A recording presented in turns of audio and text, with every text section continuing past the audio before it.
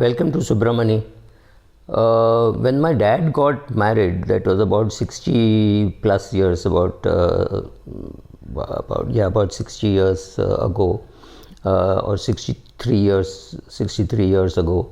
There was no concept of a financial planner or a wedding planner, right?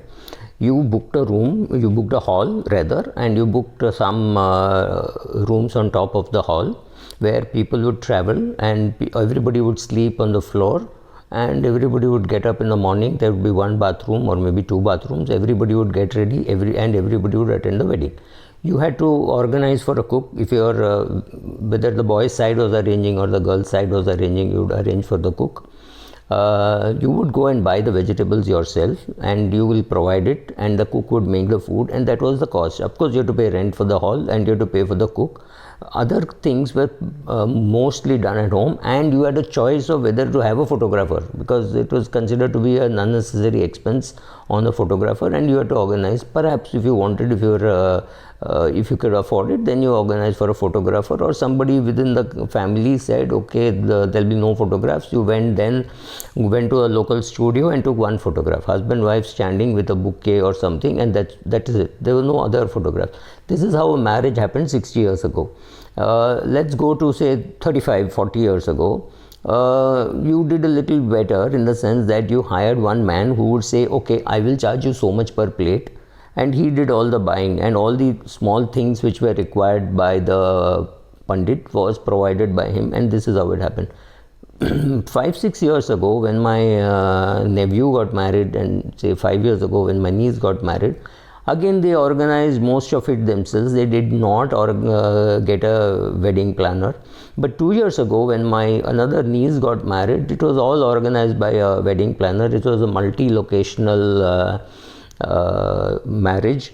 People were coming from various parts of the country, so hotel bookings had to be done, all those things had to be done. It was done by a wedding planner, and that's how it happened. Why am I talking about wedding planning in a financial blog? Is because today when you tell somebody that you need to do financial planning, the first reaction is, why do I need to do financial planning?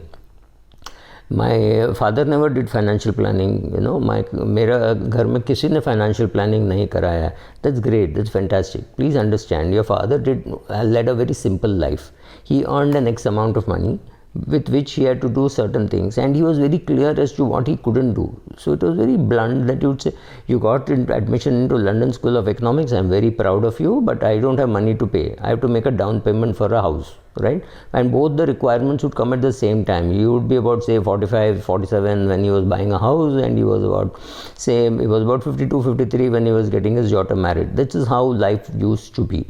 And after arriving at approximately how much money he needed, he had to just make a choice. Should he take a LIC policy or put into post office? And that's how they were. And this I'm talking about 50-60 years ago. So the complexities in financial products were less, and the middle class and even the upper middle class said, oh, we will not go anywhere near the share market, right? That is how it was. And they would occasionally buy some share. It's not as though they didn't buy, but it was not part of a goal or anything like that. हाँ, किसी ने बोला तो थोड़ा Larsen and Toubro ले लिया, थोड़ा Tata steel ले लिया, ACC मैंने थोड़ा ले लिया, that kind of a thing. It was not really a great way to make money and all that. It was something, I get some dividends, it is tax free. It used to be tax free up to 7,000 rupees, and then it became totally tax free under P. Chidambaram, which means the company started paying the tax.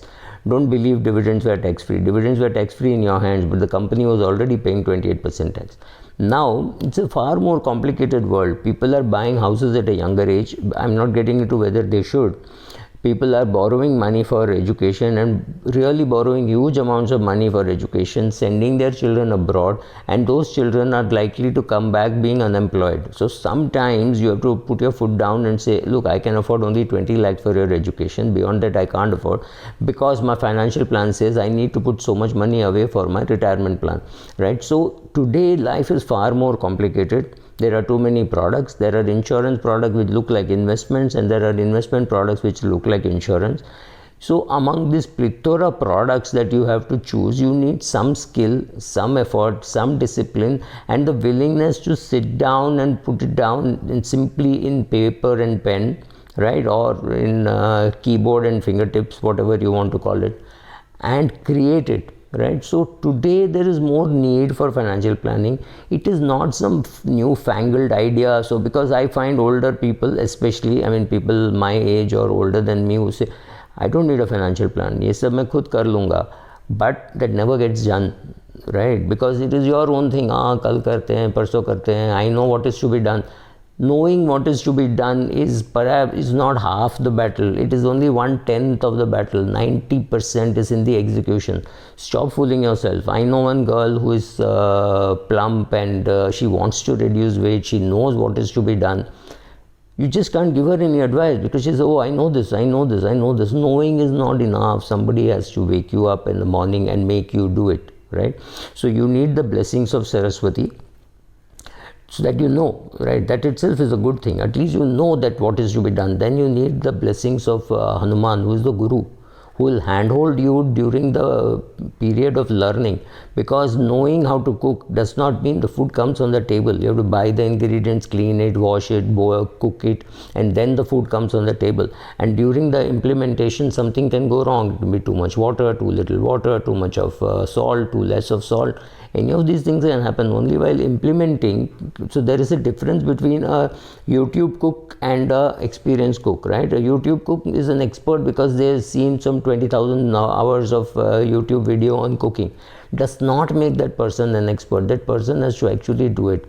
Same thing in financial planning. You know, you have to have the ability to write down, create, and find whether it is realistic. So it's perfectly possible that you want to do this as a hobby, but it is perfectly possible that you think it's too boring, right? Everybody seems to be interested in finance, but nobody wants to do accounting, right? Without doing accounting, how will you come to finance? How will you say, I don't know where I stand, I do not know how much I have, I do not know what are my assets, what are my liabilities, but I want to achieve this? Not possible. So you start with making your P&L, your balance sheet, your cash flow, your goal statement. It is very boring. It is no great fun. I do not know how many people would love to do it. I hate doing it. I will not do it, but I still needed to do it, right? Today I may or may not need it, but once upon a time I needed to do it. I needed to know how much money I should have where and why it is lying there. Today I may be off by a few lakhs and it may not matter, but I needed to know this. I was managing other people's money, my dad's money, my sister's money, my friend's money. I needed to know that. I was a broker, so I had a full paraphernalia of people helping me do that. So it is not very easy to decide whether to go for a financial planning exercise, but I would think you should go for a financial planning exercise between husband and wife, and if you have grown up children, you should try doing it yourself and see whether you need an outside expert, right? Don't just dismiss saying, oh, it's some newfangled idea, they have learnt a new word, they want to charge 30,000 for it or 50,000 for it, therefore they are doing. No, it's not true.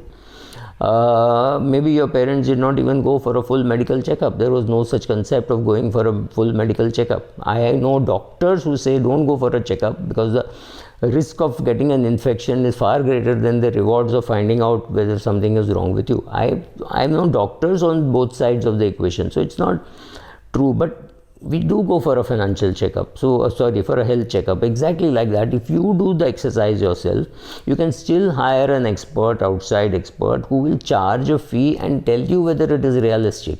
What is the harm in doing a financial health checkup exactly the way you do a medical health checkup?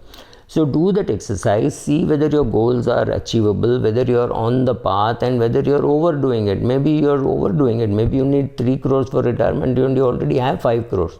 Then why are you slogging? Maybe there are better things to do. I can give you 100 vacation slots where you can go and have fun. So you have to do it yourself or get it done by outsider. If you do it yourself, it is nice to call an outside expert and ask for his view. That's all. Don't think these words don't matter. It is a newfangled way of making money. It's your choice. The financial planning process has to be done. Whether you hire a financial planner, advisor, or whether you do it yourself, that is your choice. You cannot say, I don't understand financial planning, so I will not do it. I will not hire anybody. That's a horrible combination, because it will mean your money is being definitely less efficiently applied than what it should be. Thank you.